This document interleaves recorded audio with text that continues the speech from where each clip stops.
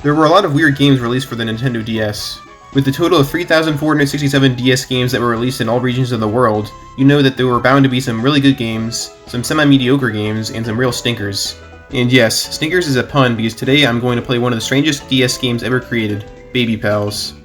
Baby Pals is a simulation type game that was released in late 2007 in North America, where your goal is to take care of a baby as it grows up. This style of gameplay is similar to Nintendogs, except instead of a virtual dog, you take care of a human virtual baby.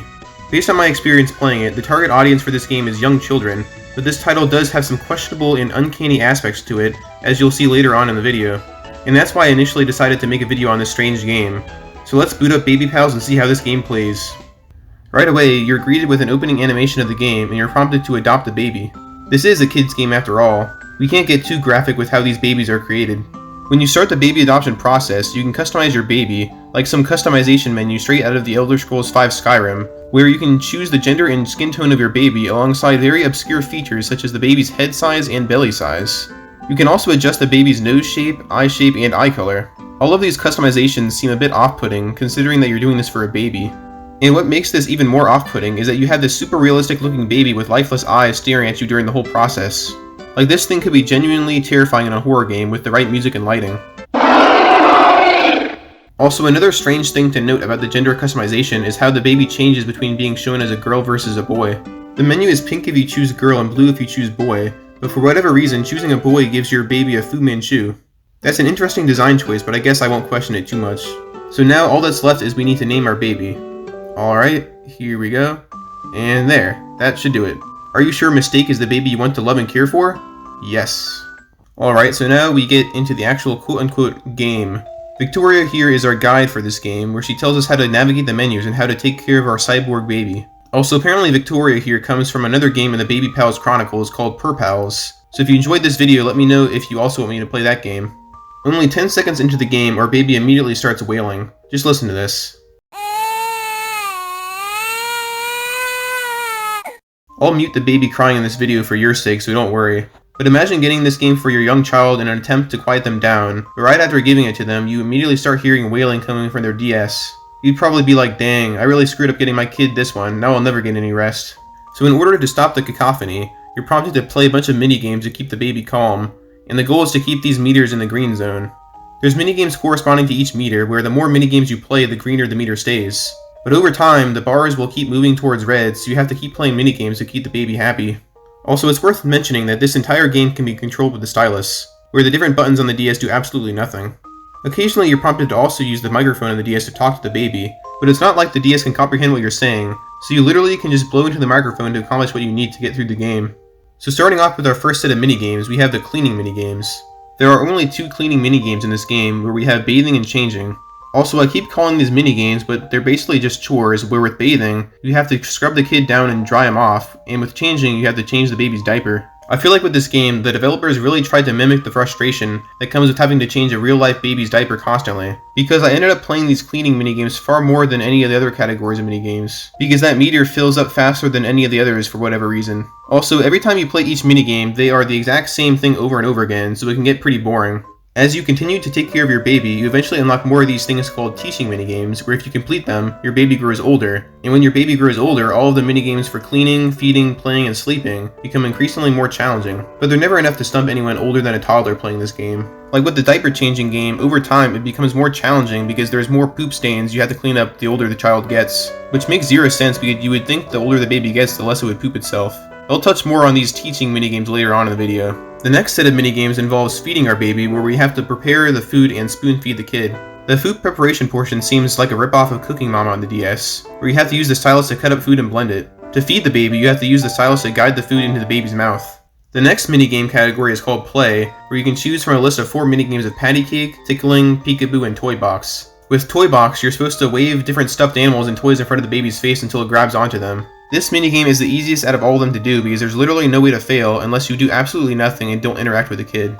As I kept playing this minigame to progress through the game, I noticed a speed strat where if you wave the stylus around as fast as possible, the baby grabs onto the toy faster and you can finish the minigame quicker. This seems a tad immoral though because it involves the baby whipping its head around at breakneck speed. Let's just be glad the baby's not real though, because that doesn't look healthy at all. Tickling and Peekaboo are nothing to write home about, as they are exactly what you'd expect. You just tickle the child for tickling, and in Peekaboo, you hold a towel in front of the baby's face and play Peekaboo. Yes, I know what you may be thinking, holding a towel in front of a baby's face seems a tad irresponsible. But not to worry, in the game's credits, there's a footnote that actually reads, "No babies were harmed in the making of Baby Pals," so it looks like we're in the clear. Honestly, this note at the end of the credits might have been the message that allowed this game to be released with a rating of E for everyone. I know this message was probably meant as a joke, but there's so many questionable things in this game that this message honestly didn't come as much of a surprise. For instance, your save file in this game is represented by which baby you're taking care of, so when you adopt a baby at the beginning of the game, you create a save file with that baby's name. Similar to save files of literally all other video games in existence, you're allowed to delete them. So this game literally allows you to delete your virtual baby. That just seems cruel to me. Like they could have at least allowed you to put them up for adoption or something, if you don't want to take care of them anymore. The last of the play minigames is called Patty Cake, which is actually super creepy because your baby becomes sentient and tests your memory skills by making you play a game of Simon. And the baby even gets upset at you and shakes its head if you don't repeat the order back to it correctly. On to the last section of minigames, we have Sleep, which is literally just one minigame that you play over and over again where you have to slide the stylus up and down in order to guide a sheep to not run into any objects or wolves. Out of all the minigames in this game, this one probably has the most depth and challenge to it, but that's not really saying much. The biggest downside with this mission is that I kept having to replay it over and over again to put the baby to sleep, and with it being the only sleep minigame, that got super repetitive. As you keep playing all 4 types of minigames, clean, eat, sleep, and play over and over again, you slowly start to unlock teaching missions, where if you complete those, your baby grows up, and the minigames start to get a little harder. Without this sort of progress mode, this game would be a mess, as the teaching mode gives the game an endpoint to try and reach towards. Unlocking all the teaching missions takes a lot of time replaying the minigames from cleaning, sleeping, playing, and feeding. In playing Baby Pals for this video, I had to make a tough decision whether or not I wanted to spend a bunch of extra time trying to unlock all the teaching missions to get to the end of the game. Part of me just wanted to quit because replaying those minigames over and over again just seemed plain boring, but the completionist in me wanted to see what would happen once I completed the game. In the end, I decided to play Baby Pals all the way through to see what would happen. In doing research for this game, I couldn't find any documentation on what happens at the end of Baby Pals, so I might be the first one on the internet to document what happens. The teaching minigames that you unlock are split up into 5 categories, where you teach your baby colors, animal sounds, how to crawl, how to walk, and how to say different body parts. The minigames themselves are super basic, where they involve some sort of ball that you have to balance with your stylus, or things you have to click to match sounds. And after completing all 15 of these teaching minigames, you get the awesome reward of absolutely nothing. You get 3 stars next to each of the 5 teaching minigames, indicating that you completed them all. But there's no message that your baby graduated from baby college. No special costume or toy for teaching your baby everything. Nothing. There's not even any text that pops up to indicate your accomplishment. The only thing left that you can do is replay all of the minigames over and over again to no end.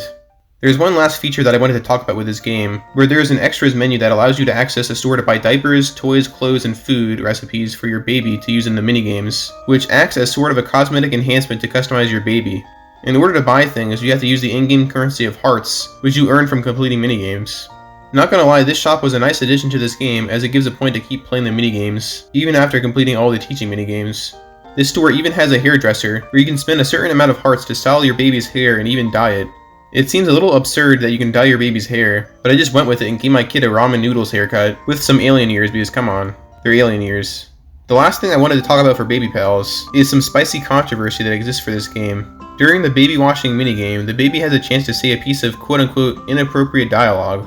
Give it a listen to see if you can try to make out some words. Did you hear anything? Some people claim that the baby's saying, "Islam is the light." This controversy actually made the news, where a mother who bought this game for her child reported the dialogue. After this news report, a representative from the game's publisher made a statement that this sound bit came from a recording of a 5-month-old baby babbling non-intelligible phrases, and the baby being recorded was too young to pronounce these words, let alone a whole grammatically correct phrase. Personally, I don't know who to believe. It's definitely possible that someone could have slipped a subliminal message in this game like this. I didn't notice this phrase being said at all during my playthrough, but it's definitely interesting to say the least. So that's pretty much it for Baby Pals. This is definitely a weird children's game for the DS, with a lot of weird features that almost seem inappropriate for kids. Granted, I doubt that many children are capable of analyzing this game as in-depth as I did, but I couldn't help but look at my screen in disbelief at some of the features in this game. In the end, it took me a total of 3 hours to complete Baby Pals, where it felt more like 6 hours due to how repetitive it got towards the end. Also, if you're curious, this is what it looks like when all the baby's meters are maxed out in the critical red zone. You don't get a game over screen or anything. Your baby just enters a perpetual state of crying and fussing. Do I recommend you pick up this game for your kids? Probably not. Do I recommend you buy this game? maybe for the DS game collector fanatics out there. And lastly, do I recommend you play this game? Probably not, unless you want to experience this unintentionally weird game for yourself, but I've pretty much given you all the interesting highlights in this video, so you probably won't find anything much more interesting yourself. So that's the video. I'm trying out this new series where I play weird or obscure Nintendo DS games that you probably have never played or heard of, while I document my experience while playing them. The premise here is that I'm playing these games so that you don't have to, and I'll give you a breakdown of all the interesting stuff in a 10 to 20 minute long video. There's so many weird DS games out there, so I don't see myself running out of games to play anytime soon. So stay tuned for future videos in this style. I'll see you in the next one.